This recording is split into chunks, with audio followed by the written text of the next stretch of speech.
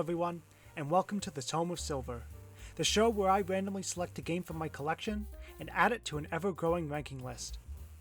Truly, there is nothing that defined my childhood more than Bionicle. Bionicle was a line of toys created by LEGO. However, instead of the usual construction sets using LEGO bricks, Bionicle used Technic pieces that when put together would create something much more resembling an action figure.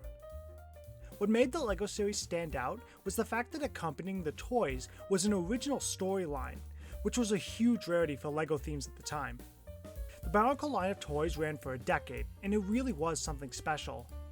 The setting of a tropical island being home to half robotic, half biological beings was incredibly unique, and the story had character arcs, twists, reveals.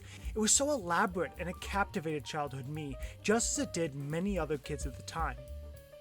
With such an interesting world and characters, turning Bionicle into a video game made perfect sense. There had been a couple of Bionicle games released for the Game Boy Advance prior, but the game we'll be looking at today, simply titled Bionicle, would mark the first time the Bionicle series would take to 3D. How well did it make the jump? Let's turn the page and find out. Bionicle is a 2003 action platformer released for the GameCube, PlayStation 2, and Xbox. In this game, the player gets to take control of the Toa, 6 heroes capable of wielding a unique elemental power, as they protect the island of Matanui from the villainous forces of Makuta. The game opens up with the Toa watching a play, recounting the story of how they came to the island of Matanui, named after the great spirit of the island, and how they were able to defeat the forces of Makuta. Just then, animals, or Rahi as they're called, appear and start to attack. Managing to fend off the Rahi, the Toa fear that Makuta may yet still live, and decide to return to their respective villages to investigate this threat. I'm not going to spend too much time going over the game's story, because there barely is one, and what's there feels like a jumbled mess. The game doesn't explain who or what anything is, it just drops all these names and terms that it expects the player to already know and moves on. Who is the Great Spirit? Who is Makuta, and why is he evil? What are the Borok and why are they so dangerous? These questions have answers in the actual story of Bionicle, but the game doesn't care to ever explain these things to the player. The game does have a world guide in the extra section at the menu, where it does give bios of the world's characters, environments, creatures, everything. These bios are admittedly rather detailed, and can be a good resource to learn about the various things in the Bionicle universe. While I did enjoy reading through these bios and appreciated their inclusion, the fact is, their presence here shouldn't excuse how little is explained in the story. Important parts of the Bionicle story such as the Toa's transformation into the Toa Nuva, and the quest for the 7th Toa are glossed over, making it feel like things just happen in this game's story, and this keeps up all the way until the credits roll. One of the things that really helped the Bionicle line stand out back in the day was its fleshed out story, with dynamic characters and a genuinely fascinating world. So the fact that the story was translated into what feels like a SparkNote summary in video game form was a huge disappointment. If this is your first time experiencing Bionicle, the story will leave you absolutely dumbfounded as to what's happening, while fans are given so little that it's unsatisfying. Nobody wins here. But fine, story isn't everything. How does the game play? Well, since the game is an action platformer, you have a fair mixture of pretty basic platforming and combat encounters with the various Rahi of Matanui. The platforming is perfectly fine, nothing special but certainly not terrible. The characters control fine and the challenges put towards the player feel fair. Now the combat actually has a pretty unique mechanic. Hitting the attack button will have your Toa fire an energy blast at the enemy, which in turn will drain the meter underneath your health. This meter will decrease fast, and once this meter runs out, you'll be unable to attack until the meter refills. You have two ways to refill the meter. First, you can press and hold B, which will cause your Toa to slowly charge up their meter, leaving them locked in place and unable to defend themselves. The second option is that while in combat, if you press B, your Toa will generate a barrier around them that lasts about a second. If an enemy's attack hits this barrier, you'll instantly restore a large portion of the meter. To the game's credit, this is actually pretty neat. Because the meter runs out fast, it discourages you from spamming the attack button, and the shield mechanic encourages careful timing when fighting an enemy. It adds a little something that makes the combat stand out a bit from other action platformers, and for what it's worth, it's rather good. Though I do wish your character had other means of attacking other than their long-range energy shot. Tahu, you have a fire sword, man, use it. I know that it would lessen the importance of being careful with your available energy, but they could mitigate this by having the Toa be able to use their close range attacks, but just have it do less damage. Plus there are enemies that fly around and would be difficult to hit with a sword swing, so long range attacks would still be needed. I don't know, I just feel having more options would give this game a better flow, but as is, it's not bad. The system does show some weaknesses in the game's boss fights against the Bow-Rock. They'll circle around you and fire shots, which you'll just need to hit shield, throw an attack, and then stand perfectly still until the next one attacks you, rinse and repeat. Incredibly trivial encounters that you don't even need to move in order to complete. The later fights do fare a bit better, as the two boss fights against the Rakshi and the final fight against Makuta require the player to be a bit more careful with avoiding enemy attacks, and there's usually something else the player needs to do rather than just wait for an opening. Actually, the fight against Panrak, the brown Rakshi in Liwa's level, was kind of neat. You can't damage Panrak and can only damage the floor. If you damage the floor Panrak's standing on, it will jump to the platform next to it, while trying to attack the platforms you're standing on. The key to beating it is to destroy all the platforms around Panrak, before finally destroying the platform it's standing on, leaving it unable to jump anywhere else. The fight is actually kind of clever, and requires the player to think a little outside the box in order to beat it. Tangent about the boss fights aside, if you get a platforming level, what's there is perfectly serviceable, if not a little basic. Still, it's neat getting to explore the world of Bionicle with your favorite Toa. And as a side note, I do like how this game looks.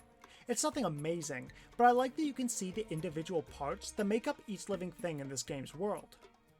So during these platforming sections, I'm not hating what I'm experiencing. However, you may have noticed I said if you get a platforming level. That's because Kopaka, the Toe of Ice's state, is completely dedicated to sledding down a snowy hill, while Pohatu, the Toe of Stone stage, is a minecart section. Both of these levels are comically short, with Kopaka's being only about 10 minutes and Pohatu's only being 5, and each Toa, except for Tahu, only gets one level each. So once you finish those 5 minutes with Pohatu, that's it, no more playing as the Toe of Stone. I sure hope he wasn't your favorite. You don't get to explore the Village of Stone or its world, just a minecart section and you're done. The thing is, these short segments could be fun if they were brief sections as part of a larger level, but they shouldn't be the entire level themselves. And that sucks too, because the game occasionally shows that it can make some rather fun levels. Gali, the Toe of Water, and Liwa, the Toe of Air stage, are actually really fun. Both make good use of the Toa's specific elemental abilities in fun ways. Gali stage has you diving in and out of the water, mixing exploration on land and in water. Liwa's stage has you using his signature gliding, swinging on vines, and grinding on rails. During both these levels, I would dare say that I was actually having a good time. However, that fun is really short-lived, as these stages aren't that long either, lasting about 15 to 20 minutes each, so it feels like the ride stops just as I really start to get into that level's groove. Now you may be thinking that if each level is about 20 minutes or less, and each Toa but Tahu only gets one stage, this game must be really short. And yeah, it is. This game could easily be beaten in under 2 hours, and once you beat it, there's no other bonus content to play through. That's it. Sure, you could go back to previous levels to collect light stones scattered throughout the stages, which do unlock some bonuses in the extras menu. But you can probably do this in about an hour or two, as the light stones really aren't that hidden. So yeah, you can 100% this game in less than 5 hours, and that's just inexcusable. It gives the game the clear appearance that it's unfinished, and that's because it is. See, originally the game was supposed to have 2 levels per Toa instead of 1. You could play one level as the Toa in their original Toa Mata forms, and then another level where you would get to play all 6 in their Toa Nuva form. You can even see the full Toa Mata designs for each Toa in the extra screen, even though outside of the opening CG, you only see 2 out of 6 of the Toa with these designs in-game. However, supposedly the developers left the game to the last minute and had to really rush in order to meet the deadline, resulting in the half-baked story, short levels, and only one level per Toa. Tahu was the only character that you get to play as both in their Mata and Nuva forms, and in this case, I wish they hadn't even bothered. Much like Kopaka and Pohatu, Tahu's second stage is not a platforming stage. Instead, you need to race against Kurak, the white Rakshi. With the race being over lava while you surfboard over top, this had the potential to be a really cool segment. But it wasn't. It sucked. The problem with this level is that the Rakshi has rubber band AI like you wouldn't believe. It doesn't matter how perfectly you perform, if you get too far ahead of Kurak, he will just teleport in front of you and now be in the lead. The game isn't even subtle about it either. Meanwhile, it's incredibly easy to get stuck on the various parts of the stage, especially with the amount of garbage this game throws at you during the second half, but the AI won't slow down for you. If you get stuck on any of the rocks or obstacles in this stage for more than a second or two, just give up. The race is lost. The level was unbelievably frustrating. I get wanting the race to seem close at all times to keep the tension up, but actively invalidating the player's performance by having the enemy just pop in isn't fun, and it made this level one that I will never come back to if I had the choice. At least it was short, just like everything else in this game. I also ran into a few audio glitches where throughout the level, the audio would just cut out, making everything feel kind of awkward. The credits didn't even have music. I have no idea if it just cut out and didn't play, or if there just isn't any music there at all, but honestly it was pretty fitting for the overall experience. No grandiose music making you feel like you really accomplished something, just silence that makes you feel, yep, that's it I guess. Bionicle the game is just not good. The game was rushed out the door with so little care, and it shows in almost every aspect, from the levels to the story. It's a real shame too, because there are these little brief glimpses of entertainment in levels, like Liwa and Gali, that tell me if this game was given the time it deserved, it could have been a fun experience.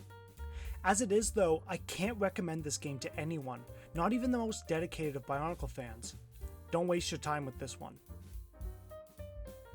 Now it comes to the decision of where to place this game in the ranking list. Against all odds, Bionicle manages to rank even lower than Silent Hill Homecoming, and takes the number 12 spot at the very bottom of the ranking. I'll be honest, I expected Homecoming to stick to the bottom spot for a fair bit longer, but despite all my frustrations, it at least felt like I had a full experience when I was playing it. Bionicle the game just doesn't do the Bionicle name justice, and for that, the number 12 spot is the only place for it. Well, that was disappointing. But instead of dwelling on it, it's time to look to the future, perhaps even the far future. Where is our journey going to take us next? Well, next time we'll be taking a look at another one of gaming's most iconic franchises, that being the Blue Bomber himself, Mega Man. So please look forward to that. In the meanwhile, thank you so much for watching. Take care, and may we see each other again when we turn to the next chapter in the Tome of Silver.